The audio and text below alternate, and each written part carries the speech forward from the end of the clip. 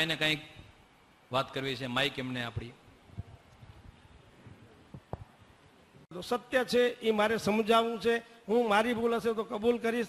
આ બાબતમાં તે સભાને ક્યાંય ગેરમાર્ગે કોઈ દોરે નહીં. મહેરબાની કરીને આપણે બિલકુલ શાંતિથી પોતાના વિચારો રજૂ કરવા છે. સમાજની એકતા ન તૂટે એનો પ્રયાસ છે. રહી વાત જખની નદીથી આ બાજુ માંડવી વિસ્તારના ભાઈઓની જ હોસ્ટેલ છે અને કોઈ એમ કે માંડવી વિસ્તારના મંગલદાદાએ કીધું કે અમે પણ અહીંયા લગ્ન કરી શકીએ, એ વાત એ સાચી છે, એને કીધું.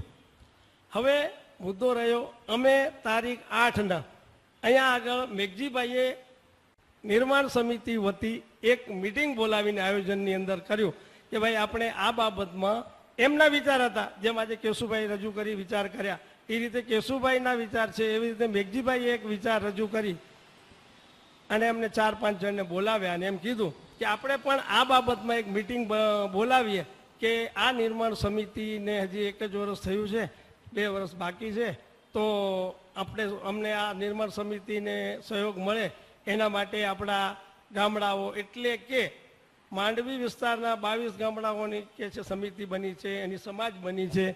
એના સિવાયના માંડવી વિસ્તારમાં આવતા ગામડાઓ એટલે સાધારણ એક એવી સમજણ છે કે જખની નદીથી આ બાજુ ના ગામડા એટલે ભુજ આવે, મુંદ્રા આવે, અંજાર આવે, માંડવી આવે, ગાંધીગામ આવે, આ બાજુ વિસ્તારના ગામડાઓની એક આપણે મિટિંગ બોલાવીએ અને ફક્ત હેતુ એક જ છે કે આ લોકોએ જે કર્યું છે એનો વિરોધ કર્યો છે એ બાબતનો હેતુ નથી. આપની પાસે એ પત્ર પણ હશે.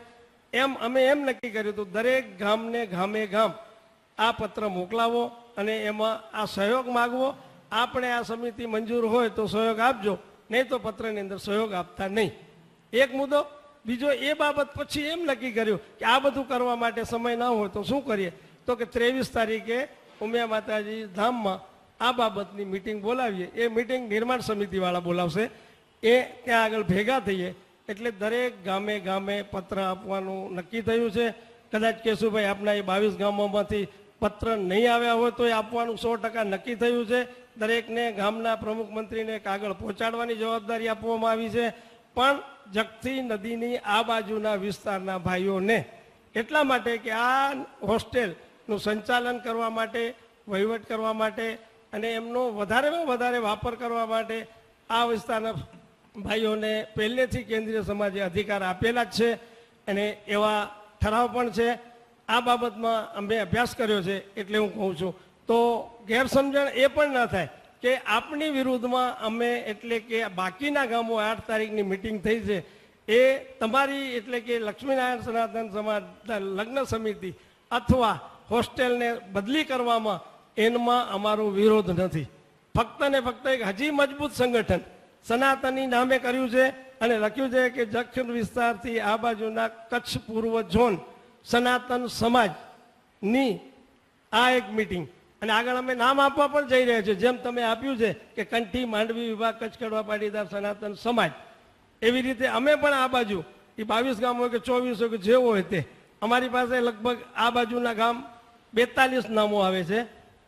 કચ્છથી અહીંયાથી કરી દેસલપરથી લઈ અને આ બાજુ અંજાર મુંદ્રા સુધી અને એમાં તમારા 22 એ ભેગા એટલે લગભગ આપણા એ ગામો બધા મળીને એ 42 ને 22 67 કે 68 આ 64 કે 68 થાય છે. અમારો હેતુ એ છે કે આપણે ભેગા મળી અને ગેરસમજણ દૂર કરીએ. કેન્દ્રીય સમાજે રચેલી જે આ સમિતિ છે નિર્માણ અને અમે હાજર હશું, અમે બી છીએ, આપ બી સૌ 23 તારીખે માંડવી વિસ્તારથી આ બાજુના બધા જ ભાઈઓ જે હોય તે વાંટાએ જરૂરથી આવજો. કારણ કે આ પત્ર ગામે ગામ મોકલવામાં આવે છે. કદાચ ભૂલથી કોઈ ગામે ન ગયો હોય તો હું અહીંથી આપને જાહેર કરું છું. આજે તમે આખી મુંબઈ સમાજના સ્થાનિક ભાઈઓને બોલાવ્યા છે. કાલે ત્યાં અમે એ વિચાર કર્યો આપણે અહીંયા મિટિંગ બોલાવીએ એટલે કે કચ્છના ભાઈઓનો બી વિચાર લઈએ ને બધા ભાઈઓનો, સ્થાનિક ગામડાવાળાના વિચાર લઈએ. આ હેતુથી આમ કર્યું છે. મારી ફરજમાં આવતા અત્યારે અમે જે આપણે કર્યું છે એ ફક્ત દરેક ગામને પત્ર પહોંચાડવાની અમે બાંહેધરી આપી હતી. એમાં દેસલપર વિસ્તારના 18 ગામોની વિસનજીભાઈ માવાણીની સોંપી હતી અને ગઢસીસા વિસ્તારના જે કંઈ ગામો છે એ કેને સોંપી હતી ભાઈને? કોઈને નરસિંહભાઈને સોંપેલી છે. માંડવી વિસ્તારના જે તે 22 ગામો છે એ જવાબદારી મેઘજીભાઈ કોને સોંપી છે મને ખબર નથી એટલે હું જાહેર કરી દઉં છું. કરવાની વાત હતી, પછી ફોન પણ કર્યા હતા અને કોટડા ચકાર બાજુની જવાબદારી રામજી પ્રેમજીને સોંપાણી હતી, એ એમને પત્ર આપી દીધા છે. એની અંદર ફક્ત એટલું જ લખ્યું છે કે આ રીતે આ ચીજને આપણે જે કારોબારી હોસ્ટેલની છે એની ફેરવિચારણા કરવાની છે. તો એ બાબતમાં એને એમને લેટર લખ્યો હતો દરેકને કે હોસ્ટેલ સમિતિ એમ લખે છે કે અમારામાં વિશ્વાસ હોય તો તમે અમને સહયોગ આપજો, યોગ્ય ન લાગે તો સહી નહીં કરતા. અમે લખાવ્યું છે, અમે ડ્રાફ્ટ બનાવ્યો છે, અમે એમ લખ્યું છે તમને યોગ્ય નહીં લાગે તો બિલકુલ કોઈ સહી કરતા નહીં, આમાં જબરજસ્તી નથી. એક વાતનો ખુલાસો આપને સંતોષ થયો હશે. મહેશભાઈ કીધું કે આ રીતની જે કોઈ વાતાવરણો થાય અમને બોલાવ્યા નથી, અને અમે કોઈને 55 ગામના ભાઈઓમાં જે રીતે મિટિંગ બોલાવવાનો હેતુ ઊભો કર્યો હતો, કઈ રીતે કર્યો હતો કે દેસલપર વિસ્તાર સમૂહ લગ્ન સમિતિના ગામો અને ગઢસીસા વિસ્તારના સમિતિના લગ્ન સમિતિના ગામોના જે હોદ્દેદારો હતા એને જ બોલાવ્યા હતા. એટલે કદાચ 55 થયા હોય ને 50 થયા હોય, એ રીતે અમે બોલાવીને એક શરૂઆત કરી છે. અને હવે 23 તારીખે આપણે મિટિંગ બોલાવી છે. એ પણ એ દિવસે નિર્ણય લેવાનો હતો આપણે બોલાવવી કે કેમ, અને બધા સહમત થાવ તો બોલાવીએ. એમાં અમે કીધું છે માંડવી વિસ્તારના બધા જ ગામને આપણે પત્ર મોકલીને આમંત્રણ આપવું જોઈએ. રવિભાઈ પ્લીઝ, આપણે તમે જે નિર્માણ સમિતિ કેન્દ્રીય સમાજનો જે નિર્ણય છે જે 28 તારીખના પુનર્ગઠન કરવામાં, એના વિરોધમાં તમે સહમતિ લો છો કોઈ પણ દરેક ગામમાંથી કે ભાઈ નિર્માણ સમિતિનું પુનર્ગઠન થાય છે એ ન થવું જોઈએ, એની જે સહમતિથી તમે પત્ર લ્યો છો એ પત્રમાં કોઈ પણ ડિટેલ તમે પુનર્ગઠન શા માટે કરવામાં આવે છે એવો વિષય કોઈને સમજાય વગર સહયું લેવી એ વાત વ્યાજબી છે? અને એ તમે 55 જણામાં સમૂહ લગ્ન માટે ભેગા થયા હો અને આવો ઠરાવ કરીને પત્ર ગામડામાંથી જો લોકો પાસેથી સમાજ પાસે સહયું લ્યો એ વાત કેટલી વ્યાજબી છે? એના માટે તમારું શું કહેવું? પ્રમુખશ્રી કહે છે કે પત્ર તમે લખ્યો છે યોગ્ય છે. અમે લોકોએ જે પત્ર લખ્યો છે એમાં એ શબ્દો જ એવા નથી. તમને યોગ્ય લાગે તો આ સમિતિને પત્રમાં સહી કરજો. પાછું નીચે લખ્યું છે ન યોગ્ય લાગે તો સહી કરતા નહીં.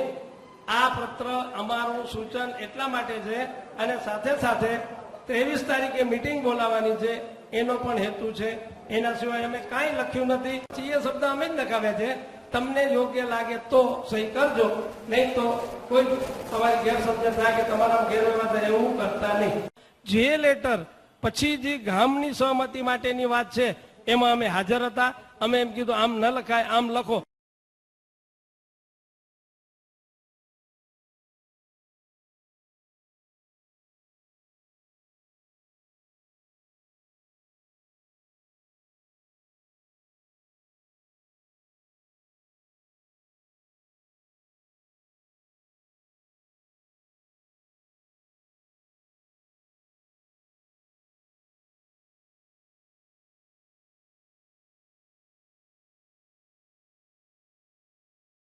આપણો આ મંચ અત્યારે ની સ્થાપના કરવા જઈ રહ્યા છીએ, ઉભો કર્યો છે. વિચાર છે, જો અગ્રેસર માણસોએ વિચાર કરવા પડે અને રજૂ કરવા પડે. રજૂ કર્યા પછી આપ સૌનો એકમત હશે, આપ સૌ કહેશો તો આ પગલું લેશું. અમે કોઈ પ્રસ્તાવ મૂક્યો હોય, આ અમને જાગૃતિ જવાબદાર વ્યક્તિઓ છીએ એટલે અમારી જવાબદારીમાં આવે છે. નકર કહેશો બધા કે તમને કેને કોઈ ડાયા થવાનું, મીટિંગ બોલાવવાનું તો કરશે કોણ?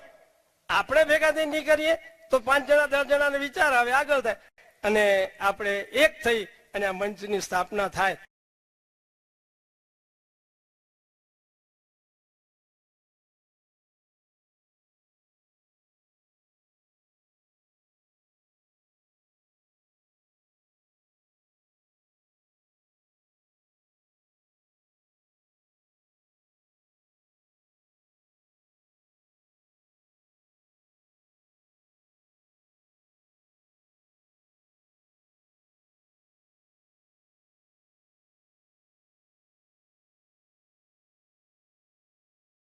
પણ આ મીટિંગ પછી નક્કી થઈ ગયું કે આ સરપંચના ચમચા જ છે,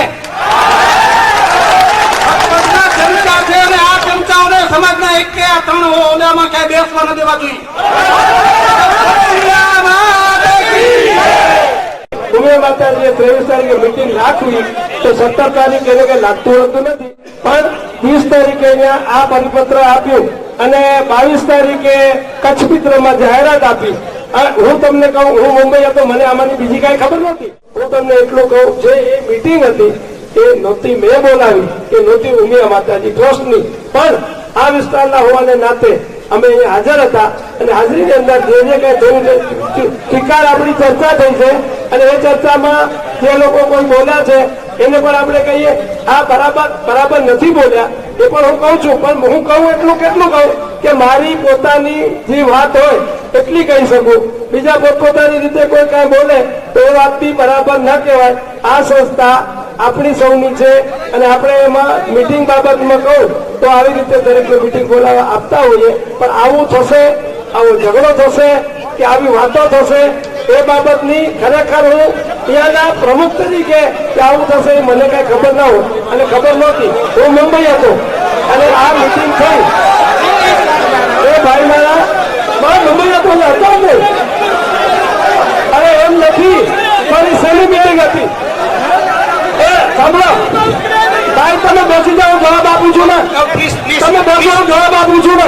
ચાલુ છે, જવાબ આપે છે, ચાલુ છે. તમે આ બેસો, હું જવાબ આપું છું.